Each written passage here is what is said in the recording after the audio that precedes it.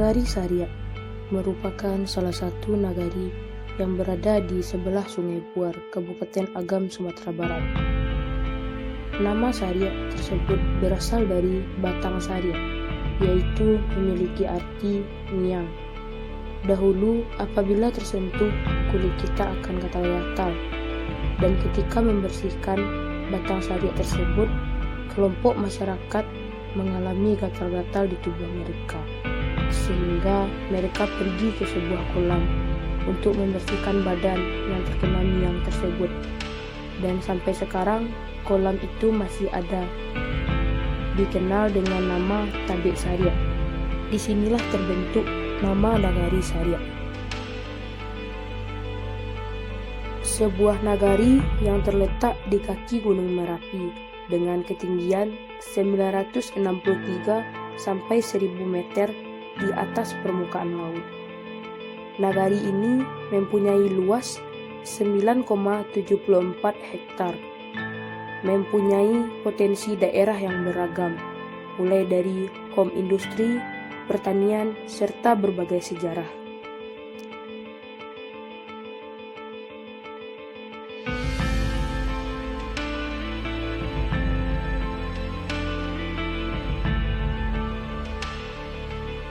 Di Nagari Saria ini terdapat sebuah tugu yang bernama Tugu Parangpanta, terletak di tepi jalan. Tugu ini dibuat pada tahun 2017 untuk mengenang perjuangan para penjajah.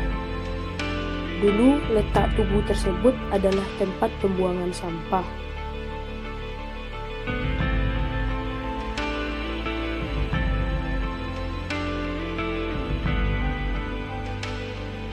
Secara filosofi, pembangunan Tugu Panta dibangun untuk mengenang kembali pertahanan masyarakat Saria mempertahankan kampung halamannya. Pada tahun 1949, kelompok pendekar pemuda-pemudi dari dua perguruan, Beruang Hitam dan Tengkorak Merapi, sepakat melakukan perlawanan terhadap penjajahan Belanda yang masih bertahan di Nagari Saria. Meski Indonesia telah memproklamirkan kemerdekaannya pada tanggal 17 Agustus 1945 dari kaum penjajahan tersebut, masih saja belum angkat kaki dari bumi pertiwi.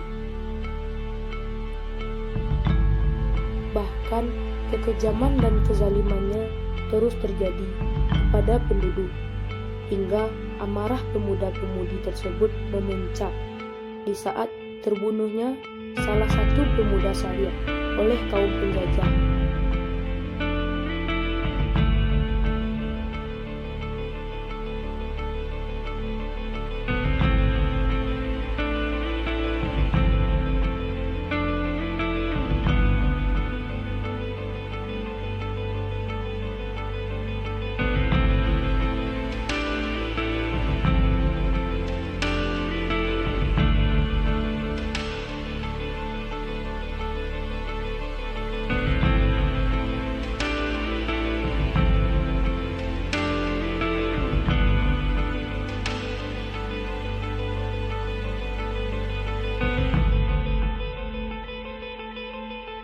Atas dasar semangat juang mempertahankan kemerdekaan dan melawan kezaliman penjajahan, berhimpunlah para pejuang kalangan muda yang tergabung dua kelompok, yaitu Beruang Hitam dan Tengkorak Merapi. Dua kelompok tersebut mengatur strategi untuk merencanakan melakukan penyerangan terhadap kaum penjajahan Belanda.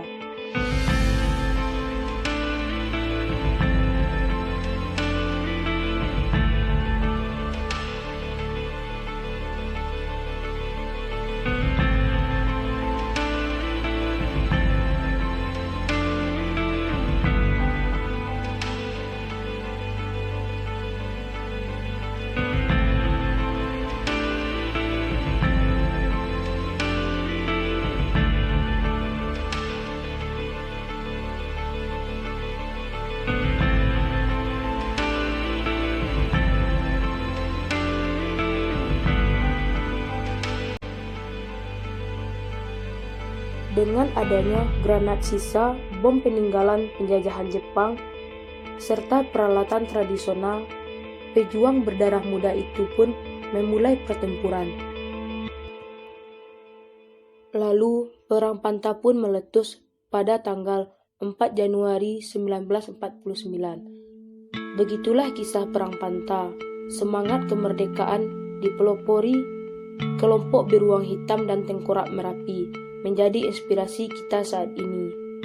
Pemuda dan pemudi harus memiliki semangat juang dan tangguh menghadapi kehidupan, terutama melawan segala bentuk penjajah dan kezaliman.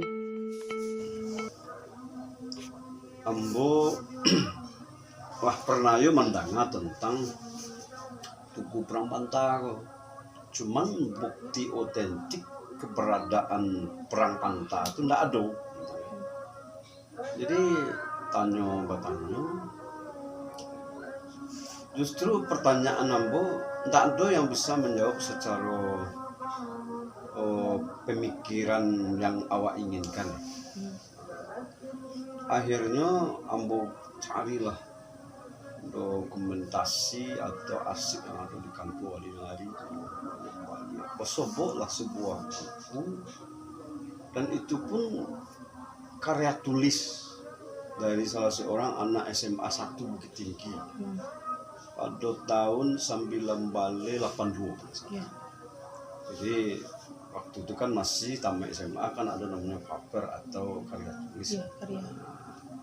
Jadi kebetulan yang membuat karya tulis itu Ibu Yusro. Bu Yusro kok putra Sari ya, Mas Sari ya kan. Dan kebetulan bapak dari Bu Yusro kok adalah salah seorang anggota beruang hitam. Anggota beruang hitam, tapi beliau kok di bagian persiapan makanan, dapur dapur umumnya. Jadi ambo baca, setelah ambo baca kemudian ambo tanya ke orang, dan kebetulan ketika ambo bertanya itu orang yang bersangkutan itu lah meninggal. Dan bukti bahasa Perang Panta itu ada memang diakui oleh masyarakat. Namun bukti di otentik yang ada di lokasi itu tidak ada. Kemudian ada bentuk puing-puing bangunan, ambo tanya ke masyarakat, apa dulu? Ternyata masyarakat dulu iko kan dibuat tugu. Gitu. Dulu kan dibuat tugu, nyatanya entah apa kendala, ada yang mengatakan kendala keuangan ketika saya pun tidak jadi. Dan pada awalnya tampek tugu kini itu nama di Cikokon Mongge namanya. Mongge itu kan tanah yang melonjong katanya.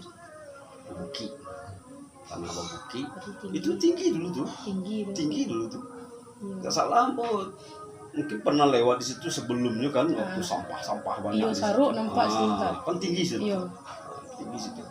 Jadi berpikir tanpa cara mengantisipasi saruk, itu awalnya tuh. Nah, maka lahirlah pemikiran untuk kemudian dimasukkan dalam anggaran nagari, mulai dari musnah kemudian langsung RKP, dan tahun berjalan langsung. Jadi didataan tuh didataan sehingga randahnya para semeteran. Nah, kalau Mongge dulu tuh dibangun di atasnya akan daya tariknya akan kurang nanti kan. Jadi masalah Perang Panta itu didirikan tujuannya tidak lain adalah untuk memberi pembelajaran kepada generasi. Bahasa ini akan tahu nanti bahasa orang tua saya itu dalam memperjuangkan keamanan atau kemerdekaan Indonesia kok memang adalah bukti identik. Maka dibuatlah. Kemudian dalam buku itu diterangkan juga bahasa itu kan merdeka kan 17 Agustus 45 kan, sementara Perang Panta itu terjadi sampai Januari 19 sampai 9. Sampai Januari 19 sampai 9. Jadi setahun sebelum perang Panta terjadi di Sariak kok ada dua pasukan yang menemukan dirinya beruang hitam dan tengkorak merapinya. Itu dipelopori oleh dua orang pemuda, kalau tidak salah namanya seorang Ahmadiyah Lembang, yang kedua Muhammad Nur. Jadi dua orang pemuda lah yang mempelopori. Dan pusat pertemuan mereka di Jorong Nate itu, atau Jorong Dadok dulu apa? Dadok. Nah, di situ pusat pertemuannya. Bahkan ada di situ sampai lokasi sampai mereka tuh musyawarah di situ. Nah, dan itu tuh pun tinggal puing-puingnya lah. Jadi setahun 9 balik sampai 8 tuh mereka tuh mulai, bahkan tidak di Sariak saja loh. Sampai Nyokabaso. Sampai Kabaso tuh. Sampai Kabaso. Sampai ke Kota Baru, Sungai Bulu, Kayangi, Kayu Tanduk itu. Tahu kan? Kayu Tanduk. Nah, jadi mereka tuh lama melakukan gerilya tuh. Tujuan mereka cuman membuat mereka kok tidak tenang di Indonesia, kan Belanda itu kan. Tidak tenang, kemudian nanti pada akhirnya mereka akan pergi dari Indonesia. Sebab mereka tuh secara otomatis setelah diproklamirkan Indonesia merdeka kan mereka tidak boleh sih konvenasi. Tapi mereka tuh masih semena-mena di situ. Tapi itu kan terjadi di daerah-daerah jauh dari kota kan. Kalau di pusat tentu mereka pula baik kan. Tidak berdaya lah. Tapi di kampung-kampung mereka tuh meretuju masalahnya. Nah kemudian puncaknya sebelum terjadi perang Pantaru,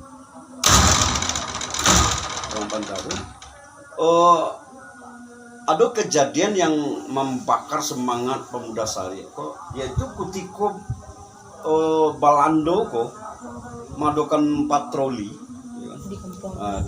Dari Sungai Pua ke arah kemari. Jadi pasobok lah dengan seorang pemuda kok pulang dari Ayi atau pulang mandi. Enggak pulang Sariak kok, pulang Sungai Pua kan. Kemudian orang dulu kan MB mado kaleng-kaleng itu kan, bok kaleng. Kemudian ketika ditanya pemuda kok takut malah lari. Jadi karena mau lari disangko Balando, pemuda kok akan melaporkan atau membuat perencanaan dan menyangko bahasa dalam kaleng kok tidak hanya peralatan tapi mungkin ada granat, tembakan mati. Sehingga masyarakat Sungai Pua tidak ada bentuk perlawanan, pemberontakannya dengan adanya meninggal seperti itu. Akhirnya terbakarlah semangat daripada beruang hitam jo tengkorak merapi. Adanya musyawarah. Akhirnya bersepakatlah pada tanggal ampe Januari 9 balik ampe 9 itu akan direncanakan penyerbuan Kutiko Belanda nanti melewati Panta. Nah, sebab sampai ini kan strategis. Mungkin kemudian lalu Bukit Jati. Orang mengatakan di Bukit Jati dong yang Batara itu mah. Nah dari situ tuh nyuruh lempar ke anak. Dari atas itu sih tadi tinggi. Kalau senjata Kutiko itu yang ada cuman granat peninggalan Jepang. Bahwa mengko yakin awak ada granat di pemuda-pemuda atau masyarakat saya Kutiko itu sampai kini pun masih pas sobok itu baru ada granat di parak-parak. Kini ya Ustaz? Iya. Terakhir aku mendengar ada di bawah Pasapu Bangku. Ini baik parak, tapi ini granat tiku kalau salah. Tapi memang lah membatu saja. Membatu lah Betawi ketiga-tiga ini kan. Jadi kekhawatirannya kok tak mampu itu meledak kan. Akhirnya buang saja ke sawah-sawah banca yang enggak buik-buik itu. Itu banyak wasobok tuh menangam tapi dia tidak pernah mencari ya. Waktu di bawah tuh mau kaza situ kilo tidak dolai. Ya, kemudian dulu wasobok di situ ada peluru-peluru kan. Badia yang runcing-runcing yang bebek kalau anak muda lima. Itu ada anak-anak aku dulu sampai banyak lebih di sini. Jadi barangkali mungkin yang lah di latihan yang lah ditembakan barangkali itu. Jadi di MDA itu masih ada anak-anak tuh yang membuat malah kami ambil saja. Kata toko juga kan kok masih aktif kan. Karena masih ada lebih. Jadi itu membuktikan memang Baso Nagariko dari zaman Jepang dulu lah eksis dulu dalam perjuangan. Akhirnya pada tanggal ampe Januari 9 balik P9 itu nyerang lah pasukan Belanda yang kebetulan begitu sedang patroli. Dan penyerangan itu pun tidak sia-sia. Ada satu truk sampai serdadu Belanda itu hancur, kemudian serdadu banyak mati, dan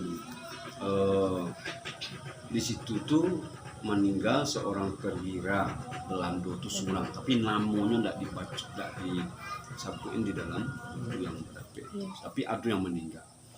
Karena model itu serangan dari masyarakat Sari sudah tuh nyombi lari, sudah diserang dulu lari dikaja oleh serdadu yang tinggal sampai ke Dado Sobok.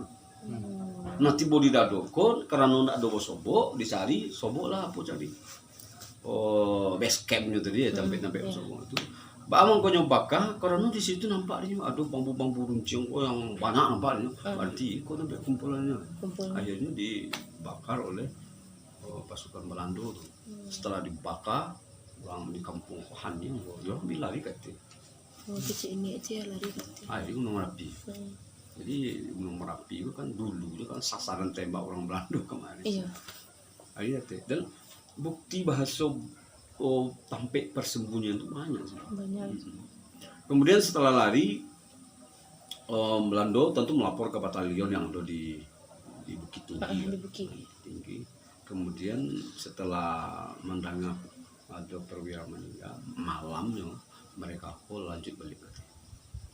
Malam itu lanjut katanya balik, lanjut katanya mencari, dan kebetulan malam itu tanpa perkiraan oleh beruang hitam dan tengkorak Merapi itu mereka kok saling mengadakan pertemuan apa perencanaan musyawarah hanya Nah malam itu nampaklah dari mata-mata orang awak cukup tuh lalu kati mau bila lari. Nah kutiko saknang balari bubar dari pertemuan tuh di situ Belanda tuh bitibu di Dado kok tidak salah Dado di bawah aku, tapi di sekitar 8 orang. Di Pasakobang itu tak kumpul 5 orang nih pemuda. Kemudian cari cilai dapet lo di sampai 5 balik orang pemuda saya kok dapet di Belanda. KW, kemudian antang ke Sungai Bulu, sebuah truk orang sana tanah, kemudian masuk ke sini. Nah setelah itu diinterview, ditanya dan semacam, tapi mereka kok tidak mau mengaku. Yang ditanya di situ itu adalah di mana sarangnya beruang hitam tengkorak Merapi itu sebenarnya. Nah, menurut tidak mau ngaku, akhirnya mereka ke bawah Baso. Ke Baso. Ya, mungkin pernah menangan di Kotoi Lalang itu dulu ada namanya Neraka Balado sih nanti. Kampung apa? Kotoi Lalang tuh. Kotoi Lalang kan. Ada mana Neraka Belanda? Pokoknya di situ tuh tampaknya Belanda ku menghabisi banyak orang Indonesia. Karena sudah manjai kemudian tembak. Kalau tidak mengaku jadi dan 5 balik orang tadi itu tidak mau mengakunya sudah manjai kali kemudian tembak. Habis suruh berlari kemudian tembak. Karena nyo bayonet itu pokoknya merasain lah sadis nggak ada kemanusiaan lah itulah Belanda teh. Pada akhirnya setelah model itu tuh tidak mau mengaku tentu dihabisi dulunya mulai Belanda lagi. Nah sampai Belanda adalah memang garik di sini. Ternyata mungkin luko itu tidak betul parah kan. Nah aduh dua orang tuh salah si Karanan Datuk Mudonan Basa salam untuk Mudonan Basa, kemudian ada seorang lagi Sopian Sultan Penghulu. Jadi berduaku yang menggali-gali akhirnya nampak di masyarakat Kotoi Lalang. Jadi jasa orang Kotoi Lalang itu terhadap buku Pantau tinggi juga. Mereka lah yang merawat berdua orang tadi. Jadi karena Datuk Mudonan Basa itu umurnya meninggalnya lebih dari 1 umur itu waktunya meninggal. Jadi sasiai pulang mereka kemari itulah yang menceritakan bahwa kronologis mereka aku sampai ke Baso. Mereka itulah yang menceritakan sebenarnya bahwa apa yang terjadi, apa yang dilakukan terhadap mereka. Nah itulah yang menceritakan. Itu sekelumit tentang sejarah Tanjung Pantai. Kejadiannya itu yang sekedar ambo tahu dan masa dibangun. Itu tentu mengingat jasa-jasa orang nanti sudah. Itu barang pantah. Jadi baca cerita itu nya. Cerita Pantah itu. Ya. Cerita selanjutnya hendak jelas cerita selanjutnya bukan tu agresi Belanda. Itu nya. Jadi Belanda itu masuk ke Saria. Kebetulan antara apa? Pula jatuh. Itu tinggalai. Bukan itu dah. Oh ya. Di bawah itu tempat apa? Di bawah tubuhnya nya. Itu nya. Itu lah. Kisah perjuangan. Kisah perjuangan itu banyak. Kisah perjuangan itu Ya. kan apa? Agresi Belanda. Agresi Belanda. Agresi Belanda itu misalnya tentu apa? Untuk selanjutnya. Untuk selanjutnya. Di sini lah kamu berdirinya apa? Ceasefire, anti tembak menembak. Di tahun 50-an. Tahun 50-an. Ya. Itu. Jadi usaha itu tentu melanjut ke negara Indonesia lagi. Iya. Negara Indonesia apunya kemerdekaan itu 45. 45 iya. Itu. Yang kecil ini tadi tu. Kecil itu kan. Agaklah senjata cie, darah cie. Orang dilawan tu orang tu punya alatnya cukup. Iya. Jadi cukup beranian je boleh untuk merawat itu. Untuk syaratnya perjuangan. Masyarakat turun. Ada dapur umumnya. Dapur umumnya adalah